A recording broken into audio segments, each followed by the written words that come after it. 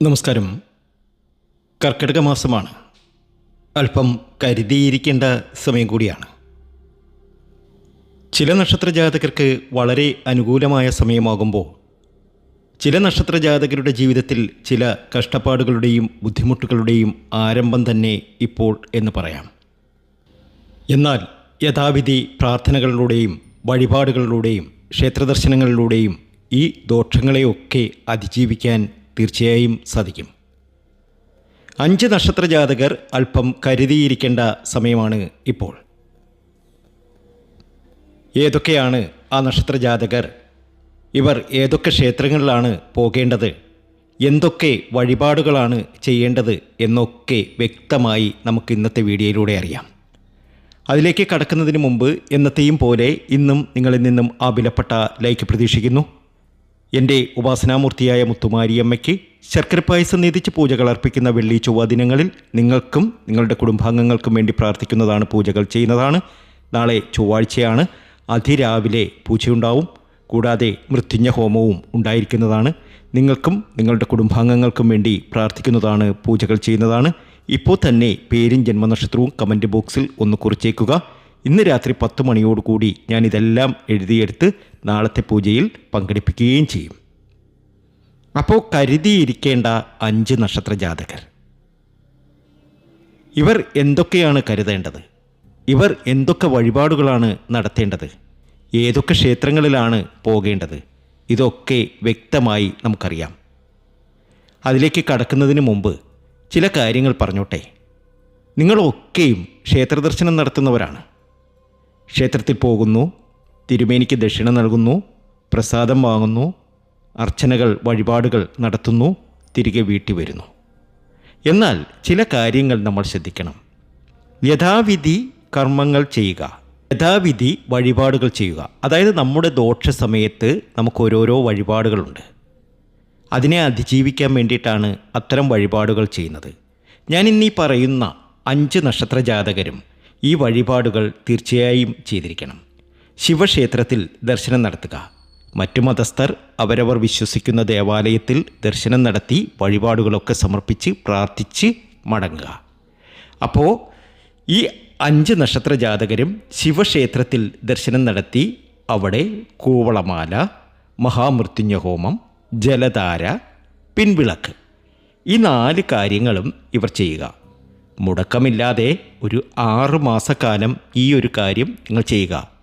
നിങ്ങളെ സംബന്ധിച്ച് ഭാഗ്യാനുഭവങ്ങൾ വന്നു ചേരും. എല്ലാ ദോഷങ്ങളിൽ നിന്നും നിങ്ങൾക്ക് അതിജീവിക്കാൻ സാധ്യമാക്കുകയും ചെയ്യും. അപ്പോൾ നമുക്ക് ആ നക്ഷത്രജാതകർ ആരൊക്കെയാണ് എന്നറിയാം.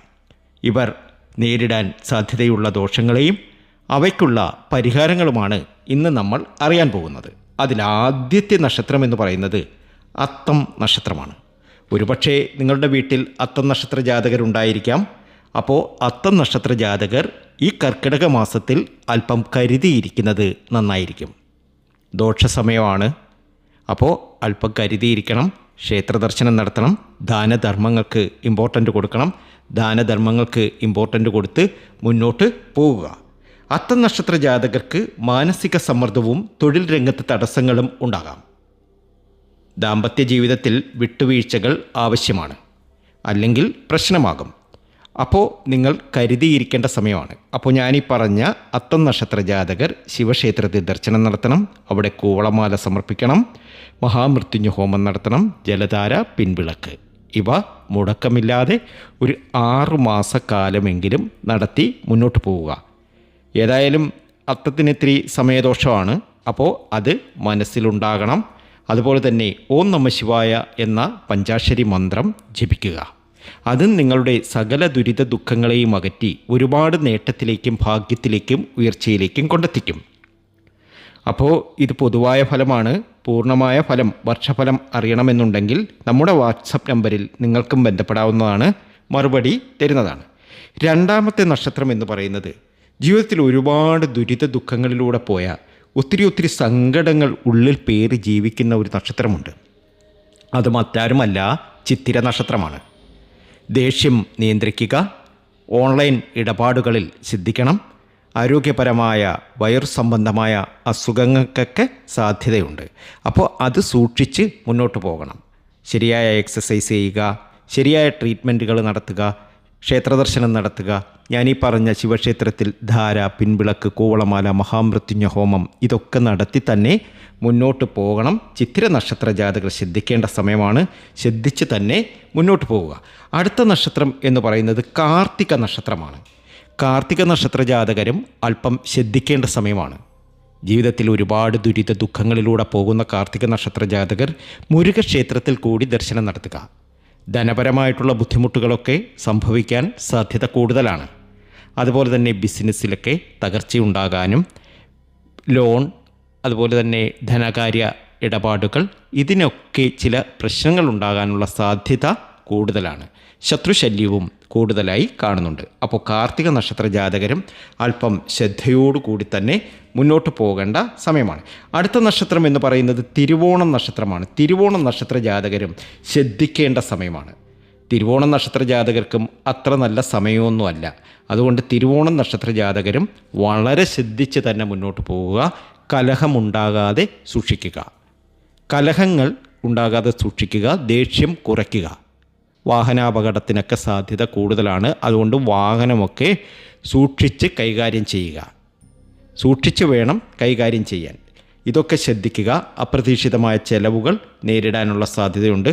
വാഹനം ഓടിക്കുമ്പോൾ പ്രത്യേകം ശ്രദ്ധിച്ച് തന്നെ പോവുക. അപ്പോൾ ശിവക്ഷേത്രത്തിൽ ധാര, പിൻവിളക്ക്, കൂവളമാല ഇവ സമർപ്പിച്ച് മുന്നോട്ട് പോകണം. എല്ലാ രീതിയിലും സൗഭാഗ്യ സമ്പന്നത വരണം എന്ന് ആഗ്രഹിക്കുന്നവരാണ് നിങ്ങളെങ്കിൽ ഞാനീ പറഞ്ഞ കാര്യങ്ങളൊക്കെ ശ്രദ്ധിച്ച് തന്നെ മുന്നോട്ട് പോകണം. അടുത്ത നക്ഷത്രം എന്ന് പറയുന്നത് ഒരുപക്ഷെ നിങ്ങളുടെ വീട്ടിലൊക്കെ കാണും. ഒരുപാട് കാലങ്ങളായി ഒരുപാട് ദുരിത ദുഃഖങ്ങൾ അനുഭവിക്കുന്ന ഒരു നക്ഷത്രം തന്നെയാണ്. അത് മറ്റാരുമല്ല, രേവതി നക്ഷത്രമാണ്. അപ്പോൾ രേവതി നക്ഷത്ര ജാതകരും അല്പം ശ്രദ്ധയോടുകൂടി തന്നെ മുന്നോട്ട് പോകേണ്ട സമയമാണ്. ജീവിതത്തിലെ ദുരിത ദുഃഖങ്ങളൊക്കെ ഇനി മറക്കേണ്ട സമയം കൂടിയാണ്. കാരണം നമുക്കൊരുപാട് കഷ്ടകാലങ്ങൾ ഉണ്ടായിട്ടുണ്ട്. എന്നാൽ ഇപ്പോൾ അത്ര നല്ല സമയവുമല്ല. എന്നാൽ ചില പരിഹാരങ്ങൾ ചെയ്യുന്നതിലൂടെ നമ്മുടെ ജീവിതത്തിൽ വലിയൊരു മാറ്റം വന്നു ചേരും. പരിഹാരങ്ങൾ ഇതൊക്കെ തന്നെയാണ്. ശിവക്ഷേത്രത്തിൽ ധാര, പിൻവിളക്ക്, കൂവളമാല ഇവ സമർപ്പിച്ച് പ്രാർത്ഥന നടത്തുക. ഏതായാലും ഈ ഒരു കർക്കിടക മാസം ഈ നക്ഷത്ര ജാതകർ, ഞാൻ ഈ പറഞ്ഞ 5 നക്ഷത്ര ജാതകരും അല്പം സൂക്ഷിച്ച് തന്നെ മുന്നോട്ട് പോകണം. ഞാനീ പറഞ്ഞത് പൊതുവായ ഫലമാണ്.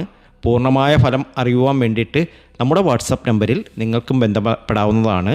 വർഷഫലം, ജാതകം, അതുപോലെ തന്നെ ഇപ്പോഴത്തെ ഗ്രഹനില ഒക്കെ അയച്ചു തരുന്നതാണ്. അപ്പോൾ നല്ല നാളുകൾ നിങ്ങൾക്ക് വരട്ടെ. ക്ഷേത്രദർശനം മറക്കേണ്ട. പ്രത്യേകിച്ച് ശിവക്ഷേത്രത്തിൽ ധാര, പിൻവിളക്ക്, കൂവളമാല ഇവയൊക്കെ സമർപ്പിച്ച് മുന്നോട്ട് പോവുക. ഭാഗ്യാനുഭവങ്ങൾ വന്നു ചേരും. മൃത്യുഞ്ജയ ഹോമം നടത്തണം. അത് നടത്താതിരിക്കരുത്. എല്ലാ മാസവും നടത്തുക. 6 മാസക്കാലമെങ്കിലും തുടർച്ചയായി ഈ ഒരു കാര്യം ചെയ്യുക. നല്ലതേ സംഭവിക്കുകയുള്ളൂ. ധൈര്യമായിട്ടിരിക്കുക.